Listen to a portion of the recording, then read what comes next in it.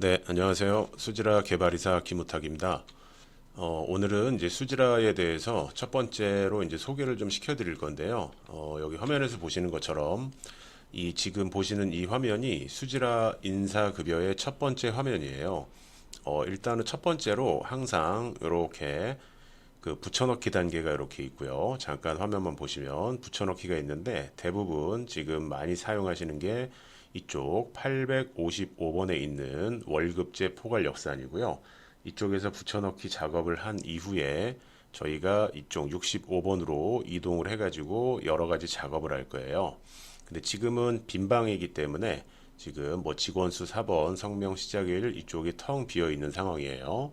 그래서 이쪽에서 작업이 끝나면 이 78번으로 가셔서 급여대장 사원 탭으로 가시게 되면 축적된 DB들이 이쪽에서 생성이 되는 구조예요. 자, 그러면 일단 3단계라는 걸 제가 말씀드렸어요. 다시 한번 정리하면은 붙여넣기에서 어떠한 작업을 저희가 할 거고요. 여기 주식회사 김우탁이라는 가상의 회사가 나타나 있고요. 이쪽에서 자료를 입력 없이 흡수한 다음에 이쪽에 있는 시급제나 월급제, 건강보험, 퇴직정산, 일용 이쪽에서 여러 가지 인사급여 작업을 하신 후에 이쪽에서 많은 작업을 하신 후에 78번으로 집결이 돼서 이쪽에서 임금명세서 등을 내릴 수가 있어요. 그럼 기초 자료를 한번 보겠습니다. 자, 보시면은 보통 이제 저희가 이제 노무사나 여러 가지 이제 급여 대장을 작업을 하는 노무법인, 뭐 세무법인 여러 가지 이제 회사에서 처음에 업무를 맞닥뜨리시게 되면은 이러한 기초 자료를 보시게 될 거예요. 보시면은 당연히 이름이 있고요. 이 주민번호가 이렇게 나와 있는데 이건 가상의 번호니까 그 아마 오류라고 뜰 겁니다. 그리고 입사일이 있고 이 연차 기준일은 그 제가 예전에 그 엑셀을 사용할 때 이제 만든 거예요. 그래서 여기 보시면 연차 일수에 대한 여러 가지 이제 함수들을 제가 직접 입력을 한 거고요. 그리고 연봉에 포함될 연차, 그다음에 월급, 연총액 등을 먼저 기초 자료로 저희가 데이터를 받아야 되는 거고요.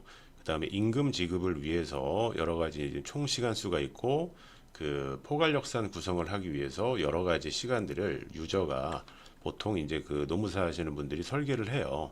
그리고 이 시간급을 이렇게 역산하는 이 포괄역산 임금제인데 수지라에서 일단은 이 자료를 그 입력을 해야 되는데 입력을 할 때도 시간이 굉장히 많이 소요가 돼요.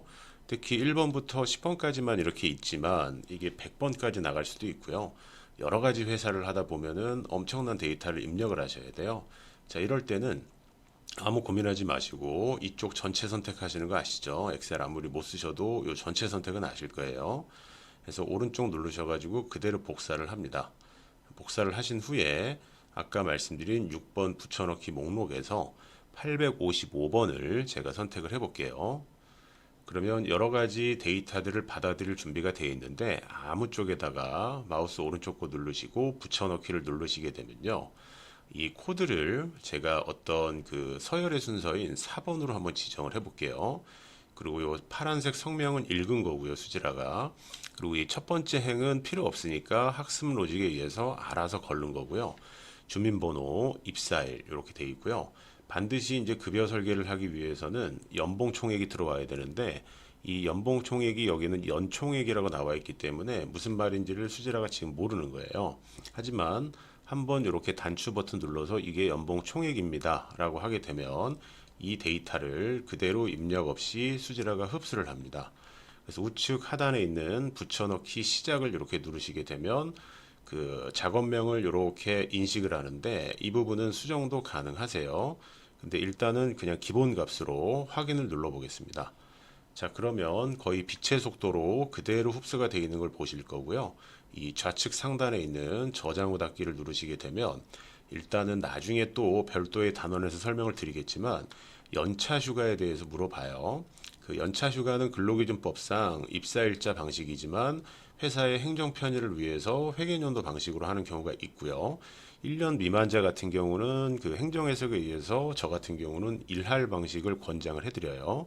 자, 이 부분은 나중에 제가 따로 설명을 드릴게요. 그리고 지금 현재 촬영하고 있는 시점이 2022년이다 보니까 2021년 12월 31일인 직전 연도 말로 연차 기준 회계연도 일자가 지정이 되어 있습니다. 그 작업 시작을 누르시게 되면은 이 자료를 수지라가 그대로 승계를 하면서 209시간이라고 하는 기본급만 나와 있는 작업으로 이관을 하게 돼요.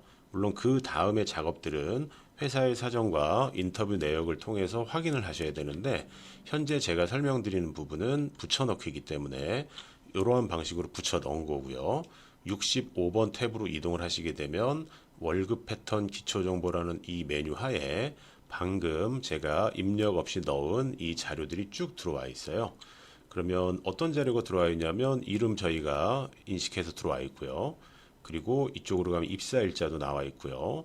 그리고 주민번호는 제가 만든 가상의 번호이기 때문에 에러고요. 이 번호는 세상에 존재하기 때문에 에러라고 나오지 않은 거고요. 그리고 이쪽에 가시게 되면 연 총액이 일단 이렇게 나와 있고요. 그리고 여기 총시간 수라고 보시게 되면 209로 열거되어 있는 게 보이실 거예요. 자, 이거에 대한 이제 후속 조치에 대한 포괄역산 설계에 대한 설명은 제가 나중에 다시 드릴 거고요. 일단은 이러한 방식으로 이 붙여넣기를 통해서 기존의 데이터도 입력 한 번 없이 엑셀 자료, 이렇게 생긴 엑셀 자료만 있고 전체 선택만 해주시게 되면은 그대로 승계가 된다라는 거를 설명을 드린 겁니다. 자, 여기까지가 수지라 붙여넣기 방식에 대한 설명이었습니다.